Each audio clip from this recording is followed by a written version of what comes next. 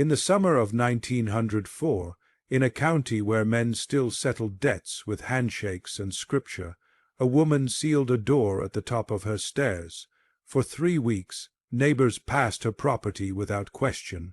They saw her hanging laundry. They saw her sitting on the porch in the evening light, hands folded, face composed. They saw nothing wrong, because Eleanor Ashcroft had mastered something most people never learn, the performance of normalcy, the ability to move through a world that asks no questions as long as you smile at the right moments and keep your curtains drawn at the right times.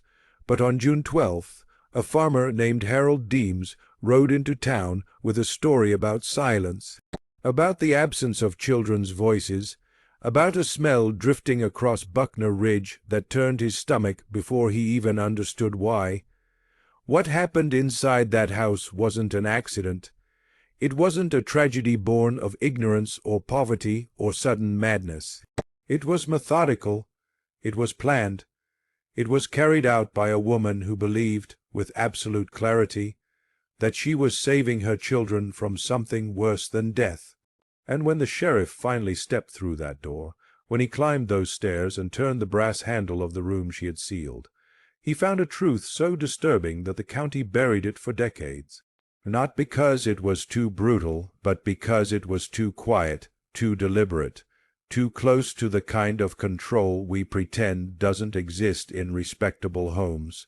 This is the story of the Ashcroft widow and the quiet room at the top of the stairs. This is about what happens when a mother decides she owns more than just her children's obedience. She owns their future, their suffering, and their final breath. You were never supposed to hear this, but now that you have, you can't unhear it. Eleanor Ashcroft was not a monster by reputation. She was, by all accounts, a woman of standing, educated beyond what was typical for rural Missouri, married well, kept a clean house, raised her children with discipline and scripture. Her husband, Thomas Ashcroft, had died 2 years earlier in a logging accident near the Missouri River. A tree fell the wrong way. His spine severed instantly. The funeral was attended by half the county. Eleanor wore black. She did not weep publicly. She thanked each mourner personally and served them coffee afterward in her home. People admired her composure. They said she was strong. They said she would manage, and she did for a time. But what no one saw, what no one asked about, was what happened behind the closed doors of that house once the mourners left. Once the sympathy meals stopped coming, once the silence of widowhood settled in like dust on furniture no one touches. Eleanor had 5 children, 4 daughters and 1 son. The eldest, Mary, was 13. The youngest, Samuel, was 4. They were, by all reports, well behaved, quiet, obedient, the kind of children who did not run wild or speak out of turn, the kind raised under a firm hand. But after Thomas died, something shifted. Neighbors began to notice the children less. They no longer played in the yard. They no longer walked to the schoolhouse. When asked, Eleanor would say they were unwell, or studying at home, or helping with chores. Reasonable explanations, nothing that raised alarm, because in 1904 a mother's word was law. Her home was her dominion, and what happened inside it was her business alone. No one intervened, no one questioned. No one knocked on that door until it was far too late, because society had given Eleanor Ashcroft something more dangerous than a weapon. It had given her absolute authority, and she used it, not in rage, not in hysteria, but with cold, calculated certainty. She had decided that her children would not suffer the world she had suffered.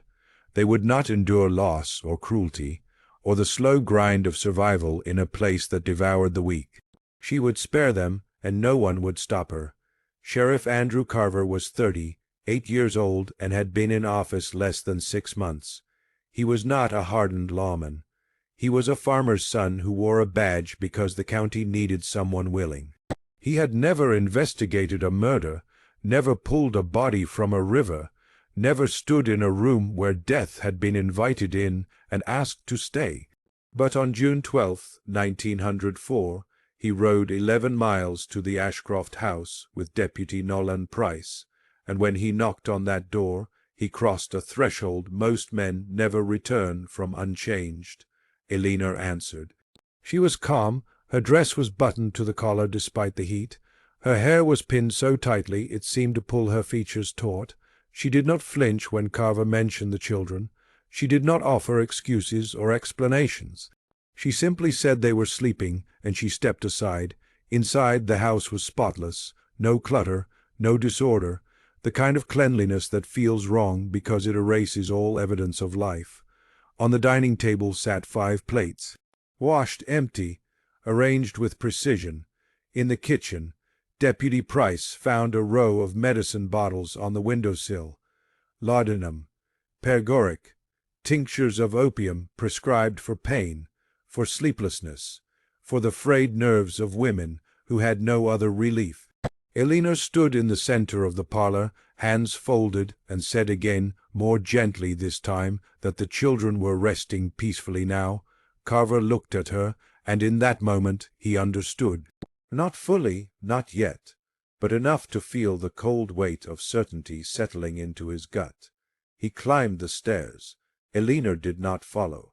She simply watched from below, her expression unreadable, as if observing something distant and inevitable. At the top of the stairs was a door. It was closed. The brass handle was cool to the touch.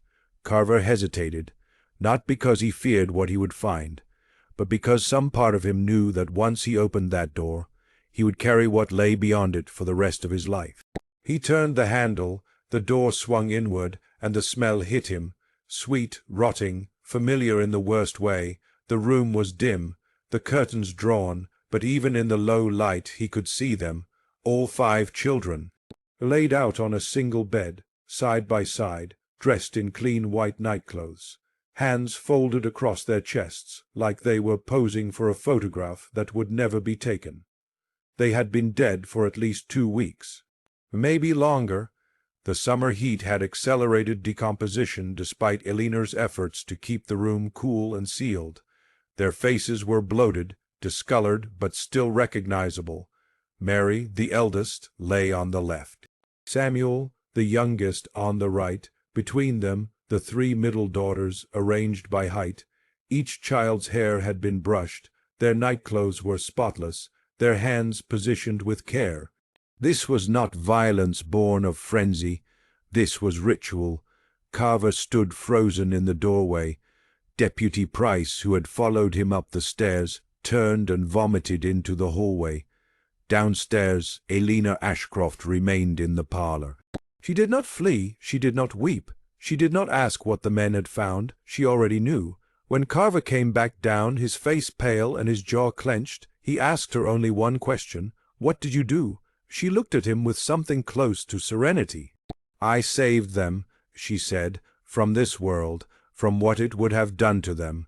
She explained it calmly, methodically. She had given each child a dose of laudanum mixed into warm milk. She told them it would help them sleep. They trusted her. They drank without question. She sat with them as they drifted off, one by one, stroking their hair, humming hymns. When their breathing slowed and stopped, she dressed them in clean clothes, arranged them on the bed, and sealed the door. Then she continued her life. She hung laundry. She attended church. She waved to neighbors, because in her mind the hardest part was over. She had done what needed to be done, and now she could rest. Carver arrested her on the spot.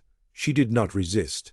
She walked out of that house with her head high, her hands unbound because he could not bring himself to shackle her like a common criminal. The neighbors who had gathered outside watched in stunned silence as she was led to the sheriff's wagon. Some later claimed they had suspected something was wrong. Others swore they had seen nothing unusual. Both were lying. The truth is simpler and more disturbing. They saw what they wanted to see, a composed widow, a dutiful mother, a woman handling her grief with quiet dignity. They saw the performance, and they believed it, because that's what we do. We believe the surface. until someone forces us to look beneath it. Eleanor Ashcroft never stood trial. Within 48 hours of her arrest, the county physician examined her and declared her mentally unfit to face judgment. The diagnosis was quick, convenient, melancholia, they called it. A breakdown of reason brought on by grief and isolation. The kind of madness that absolved her of intent, of responsibility, of the cold clarity with which she had ended 5 lives. She was committed to the state lunatic asylum in Fulton, Missouri, where she would spend the rest of her days in a locked ward, surrounded by women who screamed and wept and tore at their own skin. Eleanor did none of those things. By all accounts, she remained calm, cooperative.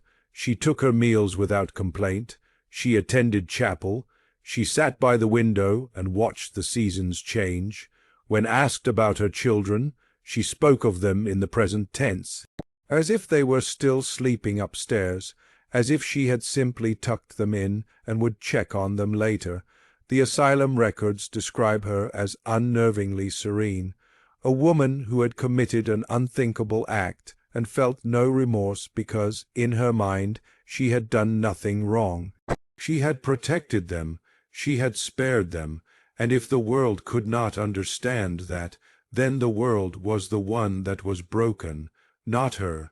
She died in 1911, 7 years after her arrest. Pneumonia, the records say. She was 41 years old. No one claimed her body. She was buried in the asylum cemetery under a stone marked only with her initials. No name, no dates, just E.A., as if even in death the county wanted to erase her. But here's what they couldn't erase: the questions her case left behind, about autonomy, about the absolute power parents hold over their children, about the way we grant authority to those who perform sanity well enough, even when the violence happens behind closed doors. Eleanor Ashcroft was not insane, not in the way we want to believe. She was not hearing voices or seeing demons. She was operating within a framework of control that society had taught her, that her children were hers, that she alone decided their fate, that her will superseded their right to exist, and when she chose to end them, she did so with the same certainty a farmer might cull a sick animal, not out of cruelty, out of mercy. At least that's what she told herself. That's what she believed, and belief, when it goes unchecked, becomes permission. Now I want you to do something. I want you to type 2 words in the comments. Just 2 words, don't explain them, don't add context. Just type them and move on. The words are, I remember. Type it twice if it hits different, once if you're still processing, but type it. Because by typing those words, you're marking a line in your own mind. You're acknowledging that you've crossed a threshold, that you've heard something you can't unhear, that you're no longer content with the surface-level explanations the world hands you. This isn't just about Eleanor Ashcroft. This is about you, about whether you're willing to see what's hidden in plain sight, about whether you're ready to accept that the most dangerous people aren't the ones who look like monsters. They're the ones who look like everyone else. So type it, I remember, and let's continue, because we're only halfway down, and the deeper we go, the more you'll realize this story isn't about the past. It's about now. It's about the systems of control that still exist, the quiet rooms that still get sealed, the authority that still goes unquestioned. Let's go. After Eleanor was taken away, the Ashcroft house stood empty. No one would buy it. No one would rent it. Families who passed it on the road averted their eyes. Children were told not to play near it. Within a year the windows were broken, the porch sagged, vines overtook the walls. Nature reclaimed it faster than it should have, as if the land itself wanted to bury what had happened there. But the county records remained, and those records tell a story that the newspapers of the time sanitized, because what Eleanor did wasn't just about 5 dead children. It was about a system that enabled her. A culture that looked the only way. A legal structure that granted mothers absolute dominion over their offspring with no oversight, no accountability, no mechanism for intervention even when neighbors suspected something was wrong. Harold Deems, the farmer who first reported his concerns, later told a reporter that he had noticed the children missing for nearly 3 weeks. 3 weeks. He didn't act sooner because, in his words, it wasn't my place to question how a woman ran her household. Other neighbors admitted the same. They had seen the shutters drawn for days. They had smelled something foul. They had wondered why the children no longer played outside, but they did nothing, because Eleanor Ashcroft was respectable, because she attended church, because she kept her house clean and her appearance proper, because we are taught from birth to trust the performance of normalcy, to assume that people who look composed, who speak calmly, who maintain order in their lives, must be sane, must be safe, must be trustworthy. Eleanor understood this. She wielded it like a weapon. She knew that as long as she smiled at the right times, as long as she maintained the facade, no one would intervene. And she was right. Not a single person knocked on that door until the smell became undeniable, until the evidence of death literally drifted across the ridge and forced someone to act. And even then, even after the bodies were found, the county moved quickly to contain the story. To label Eleanor as insane, to frame it as a tragic anomaly rather than a systemic failure. Because to admit the truth, to admit that they had all seen the signs and done nothing, would mean confronting their own complicity. So instead, they buried her in an unmarked grave. They let the house collapse. They moved on. But the truth doesn't collapse. It waits. Let's talk about what really happened in that room, not the sanitized version, not the polite summary, the mechanics of it, because this is where most people turn away. This is where the story gets uncomfortable. Eleanor Ashcroft did not act in a moment of passion. She did not snap. She planned. For days, maybe weeks, she considered her options. She measured doses. She tested the bitterness of the laudanum against the sweetness of the milk to ensure her children wouldn't taste it. She chose a night when they were tired, when they would accept the drink without question, when they trusted her completely. She gave the eldest child, Mary, the first dose. Mary was 13, old enough to suspect. But she drank because mothers don't poison their children. That's not something a child's mind can even conceive of. One by one, they drank. One by one, they climbed into bed. Eleanor tucked them in. She stroked their hair. She hummed hymns as their breathing slowed, as their lips turned blue, as their small bodies went slack. She watched. She waited. She made sure. And when it was done, when the last child, 4-year-old Samuel, had taken his final breath, she cleaned the cups. She washed their faces. She dressed them in white. And then she closed the door and went downstairs and lived for 3 weeks, with 5 corpses decomposing in the room above her head. She cooked meals for herself. She slept in the house. She opened the windows in every room except that one. She maintained the illusion, because Eleanor Ashcroft was not haunted by what she had done. She was proud of it. In her mind, she had rescued her children from a world of suffering. From poverty, from cruelty, from loss, she had given them peace, and the fact that it required their death was irrelevant, because to Eleanor death was not the worst outcome. Living was. This is the logic of absolute control. The belief that you own another person so completely that you can decide unilaterally that they are better off dead. And the most terrifying part, she's not alone. Throughout history, in every culture, in every era, there are Eleanors. People who believe their authority over others is so absolute that they have the right to end them. Sometimes it's framed as mercy, sometimes as protection, sometimes as duty, but it's always control. And it's always quiet. It doesn't announce itself. It doesn't wear a mask or carry a knife. It wears a clean dress and a composed face. It speaks softly. It smiles when necessary. It performs sanity so well that no one questions it. Until it's too late. After Eleanor was committed, the state of Missouri conducted a quiet internal review. Not a public inquiry, not a trial.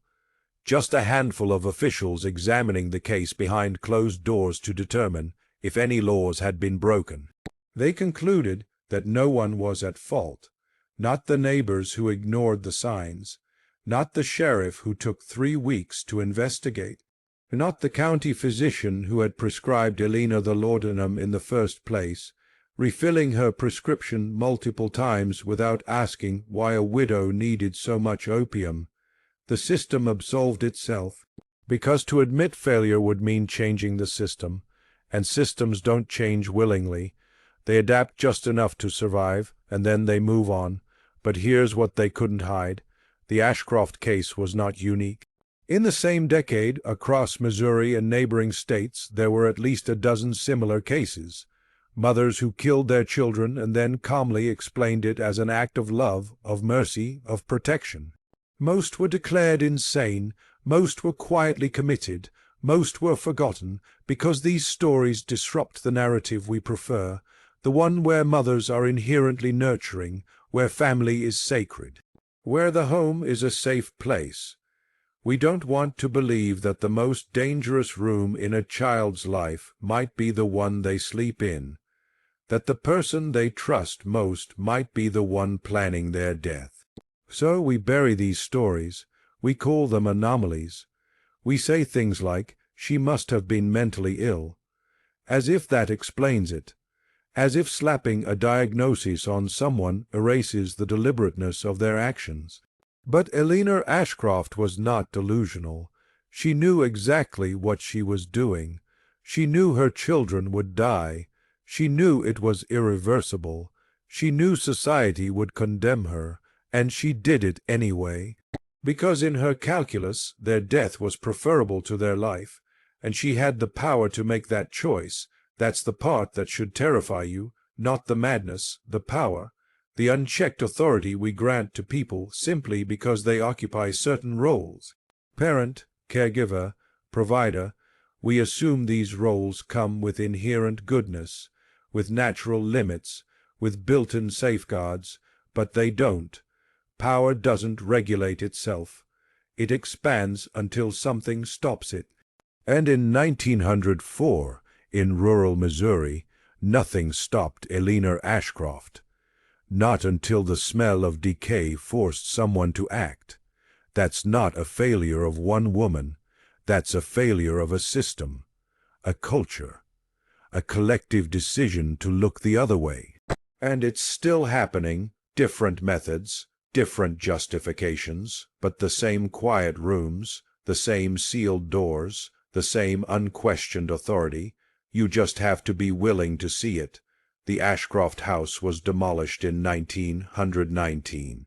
15 years after the murders, the county had tried to sell it, but no buyer ever came forward, so they tore it down, burned the wood, scattered the ashes, plowed over the foundation, and let the land return to grass. Today, there's nothing there, no marker, no memorial, just an empty hillside outside Moberly, Missouri, where wildflowers grow in the summer and snow covers the ground in winter. If you didn't know the history, you'd never suspect that 5 children died there, that a mother methodically poisoned them and sealed their bodies in a room while she went about her day, that a community saw the signs and did nothing, that a system failed so completely that the only consequence was a quiet burial and a case file that gathered dust in a county archive. But I'm telling you this now because these stories don't stay buried. They surface, they repeat, they echo through time because the conditions that allowed them never fully disappear. The structures of control, the performance of normalcy, the assumption that certain people in certain roles are beyond scrutiny. Those things are still here. You've been taught to trust the surface. to believe that people who seem composed, who speak calmly, who maintain order, must be safe. You've been taught not to ask too many questions, not to pry, not to disrupt the social contract by suggesting that something might be wrong behind closed doors. Eleanor Ashcroft counted on that, and it worked. For 3 weeks it worked perfectly, until it didn't. The truth is simple. The most dangerous people in your life will never look dangerous. They will look like everyone else. They will perform their roles flawlessly. They will be the last person anyone suspects until the door gets opened, until the smell becomes undeniable, until someone finally asks the question no one wanted to ask. So here's what I want you to take from this. Not fear, not paranoia, but awareness, the willingness to see what's hidden, to question what seems too perfect, to understand that authority is not the same as benevolence, that control, when unchecked, becomes cruelty, and that the quiet rooms still exist. You just have to be willing to look for them. Eleanor Ashcroft is dead, but the logic that enabled her is not. And until we confront that, until we dismantle the systems that grant absolute power without accountability, there will always be another sealed door, another quiet room, another story that no one wanted to hear.